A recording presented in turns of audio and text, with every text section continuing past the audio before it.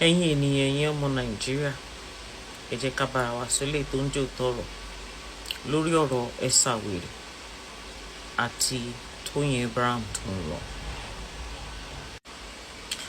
ẹ jọ̀ọ́ ṣé ẹ rí Tòkunbọ̀ Esabod rìn, ṣé ẹ rí blame bí? ṣé ẹ rí olórí burúkú ọmọ Foyeke, ṣé ẹ rí blame? Lọ́jọ́ kìíní àná when the issue of Alábìkẹ́ gbogbo ẹ̀ tó ṣe. ẹ̀yin èèyàn wa, arábìnrin yìí ó jáde tán fún màmá Esabod ní lórí ọ̀rọ̀ Toyin Abraham tí màmá Esabod ń drag láti bí ọjọ́ mẹ́ta mẹ́rin sẹ́yìn báyìí. ọ̀rọ̀ yìí ló ti ń jà rẹ̀ lórí ayélujára ní arábìnrin yìí ní pé kí òun náà wá sọ̀rọ̀ nípa màmá Esabod. màmá Esabod nǹkan tí ẹ ṣe ò dáa o, arábìnrin yìí ló sọ bẹ́ẹ̀. ó tún blast màmá Esabod nínú fọ́nrán yìí. ẹ jẹ́ ká gbọ́ nǹkan tí arábìnrin yìí sọ. tí mo rí tí phone call tó wọlé sọ́dọ̀ Esabod, I was highly gutted. I'm not gonna lie to you. I was called on that particular phone call and I decided not to pick it because Esabod was on it. Mo dẹ̀ wò pé eléyìí má dangerous fún Toyin kẹ̀. Why would you even be on the phone with Awaye ma sheriri ẹ̀dá ẹni òfò? Look, let me tell you something. Esabod can never like Toyin Abraham. Esabod can never like Toyin Abraham. Kò sí anybody tó máa wà lórí cyberspace wa yìí tí kò ní mọ̀ pé ọ̀tá òun ni Esabod ló jẹ́ fún Toyin. Ó wá ṣe mí ní kàyéfì wípé irú olórí burúkú Tòkunbọ̀ máa bọ́dẹ̀rìn yẹn irú ẹ̀ ní Toyin Abraham ló wá ń fún ní audience láti máa explain ara ẹ̀ fún. Kí ni nǹkan tẹ́sàbọ̀dù fẹ́ sọ tá àti gbọ̀n rí? Irú irọ́ wo ló fẹ́ pa tá àti gbọ̀n rí? ọ̀rọ̀ wo ló wà lẹ́nu olórí burúkú olòṣì tó ń fojoojúmọ́ ṣòṣì lórí social media? ọ̀rọ̀ wo ló wà lẹ́nu Tòkunbọ̀? ẹni òfò ẹni èpè kí làwọn ènìyàn mọ̀ sí? wọ́n mọ̀ sí olórí burúkú tó ń balẹ̀ ayé jẹ́. So what is it that Esabod tó fẹ́ sọ tẹ́nibọ̀dì tó máa ṣe kíni tó máa ní believing? ẹ má bínú mo gbọ́ ọmọ yín pọ̀ ni o, ọba wà lẹ́yìn mi bí mo ṣe wà. ìròyìn ẹ̀gàn mo ro dókè ni I had to bring it down so that kí n lè ṣe fídíò kó lè make sense. mi fẹ́ kí ìrò kó ṣòmù ẹ̀ dáadáa. ta ni Tòkunbọ̀? ṣe rí ẹ̀yin tẹ́ wà nínú Nollywood ẹ yára yín ní brain. Let's stop the fuckery. Some of you will call her. Ẹ fẹ́ jẹ́ kó bá yín ṣe báyìí, ẹ fẹ́ jẹ́ kó bá yín ṣe báyìí. What engagement? Kí ni nǹkan tí Tòkunbọ̀ tó jẹ́ nínú ayé? Ẹni tẹ́ máa rí orí wọ́ọ̀lù ẹ̀ ó kú dànù ni. Bí ìgbà tó ń ṣe ìsìnkú lórí wọ́ọ̀lù ẹ̀ ṣe máa ń rí all the time. Kò sí benefit kankan tí Esabod fẹ́ ṣe fún kankan nínú yín ju pé kó bá yín jẹ lọ. Tó bá ṣe pé lórí burúkú aláyébàjẹ́ ọmọ ni. Tó bá tiẹ̀ ń bá kankan nínú yín sọ̀rọ̀ ṣó yẹ kó lórí burúkú bọ́ síta kó wá máa pariwo òun bẹ́lẹ̀ sọ̀rọ̀. Do you know how many Nollywood people that I am very very close to? I am talking about top Nollywood people. Kò ń ṣàwọn nìkan, ṣó o mọ àwọn politicians táwa ń bá sọ̀rọ̀ tó jẹ́ pé o ò dẹ̀ lè gbọ́ lórí social media pé politicians kan èèyàn kan báyìí kan ń bá èèyàn kankan sọ̀rọ̀. ṣé o mọ àwọn tó wà nínú ayé tó ń ga nínú ayé tó wà nínú búùkù títí wa? ó gbọ́ wa ká wá sọ̀rọ̀ rẹ̀. bó olórí burúkú Tòkunbọ̀ kò kí ń ṣe blogger bully ni, because that is not how to run a blog. ẹ wo blogging orí burúkú tó lóhun ti ń ṣe láti for the past 30 years nínú ayé. ẹ jọ nínú blogging yẹn ṣé ibi stage tó yẹ kó wà ló wà yẹn? àwọn bẹ́ẹ̀ ni ọmọ Ẹdó gbogbo wọn yẹn wọ́n ní millions of followers. tó ń bá ta live chat báyìí 8,000 people are watching. Tòkunbọ̀ ń fojoojúmọ́ ṣorí burúkú lórí cyber. ẹ wòrò olórí burúkú tó ń pamọ́ Tóyìn. gbogbo rọ́ tó ń pamọ́ Tóyìn yẹn kò ju pé torí pé Tóyìn block yẹn lọ. ìyẹn mú ó ṣá olórí burúkú ẹ̀ sí blocking. ó rò bóyá nǹkan tóun máa ń ṣe before tóun máa ṣe wèrè kí Tóyìn máa pè tí yẹn máa explain ara ẹ̀ tóun máa ṣe máa kíníkan kí lẹ̀ ń po lórí burúkú ọmọ fún. ó wá rí pé this time around bí phone call yẹn kò lè possible. nǹkan tó lórí burúkú fi ya wèrè sí gbòòrò nìyẹn.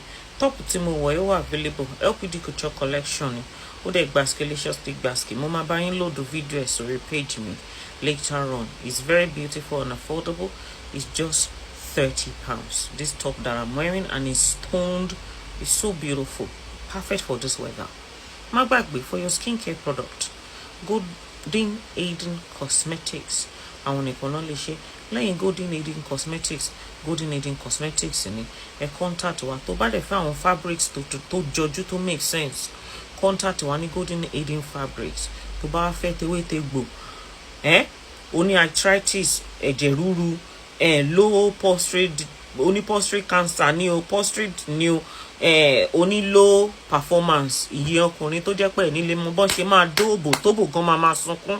Bá wa contact Goldwem Ìyá Ìjẹ̀bú. Lẹ́yìn Goldwem Ìyá Ìjẹ̀bú kò tún sí any other person. Coming back, mo ṣe máa padà wá sórí àwọn advert yẹn. Tókunbọ̀. Tí Tókunbọ̀ ti ta nínú ayé, kí ló dé tẹ́ ṣe rò bóyá ó sọ pé òun pín 1,000 naira fún àwọn olórí burúkú tó ń fọ́lẹ̀?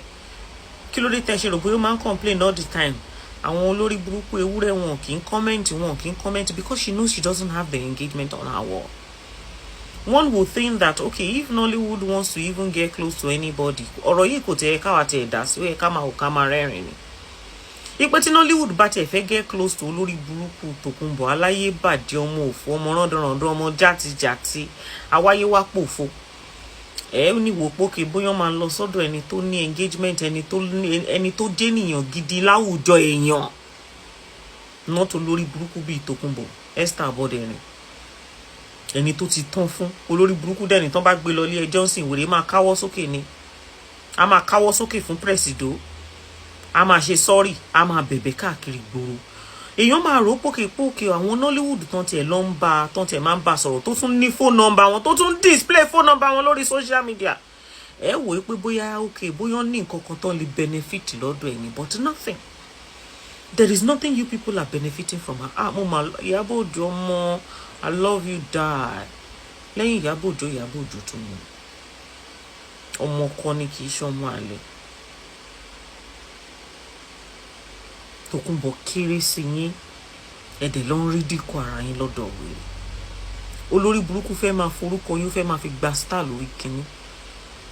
You, Toyin Abraham, she has maintained her stand. Everything Esabod said about Toyin Abraham, kò sí kankan tó dé òtítọ́. Hello? Kò sí, even though I am pissed off with Toyin for even picking up the call and calling her, but kò sí kankan nínú ẹ̀ tó dé òtítọ́. Toyin is not somebody that is talkative. Tẹ́ bá ti rí tí Tókunbọ̀ bá ti ń sọ fún yín, recording ẹ̀ wá o, àmọ́ mi ò ní play o, kìnìkan, irọ́ ló ń pa mọ́ ẹni náà. I challenge you, Tókunbọ̀. Ọmọ òṣì ọmọ rádaràda aláyébàdé àgbà òpònú. I challenge you to play Toyin's voice message. I challenge you. I know Toyin. I'm not going to deny her. She might deny me if she wants to anybody. I don't deny people that I know. And I know her to be a very wonderful person. Not olórí burúkú tí ìwọ olórí burúkú aláyébàdé Tókunbọ̀ tó ń pè. That's why I was so pissed with them last time. And I spoke and I put up updates, and some of you titans came on my wall and ṣebí nǹkan yẹn òun ló ti ṣẹlẹ̀ nsìn yìí o. Hello? Ọ̀rọ̀ yẹn lọ́jọ́ yẹn òun ló ti ṣẹlẹ̀ nsìn. Ó gbọ́ lẹ́nu mi rí pé mo mọ Toyin Abraham kìíní kan. I don't do stuff like that. And Toyin is not somebody that talks. Báwo ni iṣẹ́ wa okay mo ní kínkín ni kò jù bẹ́ẹ̀ lọ. Toyin ò ever promote pé ẹ lọ máa béèyàn kan jàre.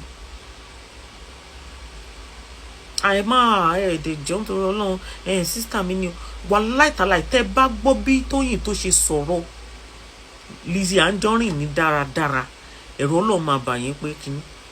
Esabod dẹ̀ bọ́ síta lánàá ó ní Toyin o, ó ní Lizzy Anjorin o, ó ní Toyin ló rán wọn sí olórí burúkú ní Tókunbọ̀ tí ẹ ti bàjẹ́. Arábìnrin yẹn fún èmi dọ̀kásì o kò sọ̀rọ̀ lady yẹn láì darí.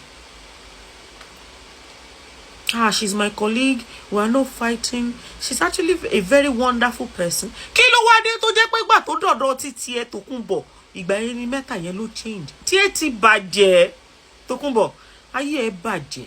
Olórí burúkú ẹ náà ló forí gbogbo wọn gbára wọn. Torí wọ́n ni wọ́n máa pẹ́ lórí fóònù pé o màmá kan ní kákíyìn olórí burúkú ẹ ti ṣáná sí ó ti ṣáná sí live chat, ó ti gbé wọn síbẹ̀ yìí, orí fídíò lẹ́jọ́ wà yìí o. Ìgbà tó jẹ́ pé lórí burúkú ẹ ò ní celebrity níran yín, ò rí celebrity rí. And I don't know why they are calling you. Mi ò mọ̀ why tí some of them máa ṣe màámi ni o, ta ni màmá yín? Ṣé irú Esabod yẹn ló fi ń ṣe màmá? Irú Esabod yẹn ló ń jẹ́ tẹ́ mú yangàn láwùjọ. Ṣé ẹ wà okay, ṣé ẹ wà alright? Torí Toyin wá block ẹ lánàá nsìn, ó wá bẹ̀rẹ̀ sí ní spread oríṣiríṣi falsehood about her. Tókunbọ̀, ayé ẹ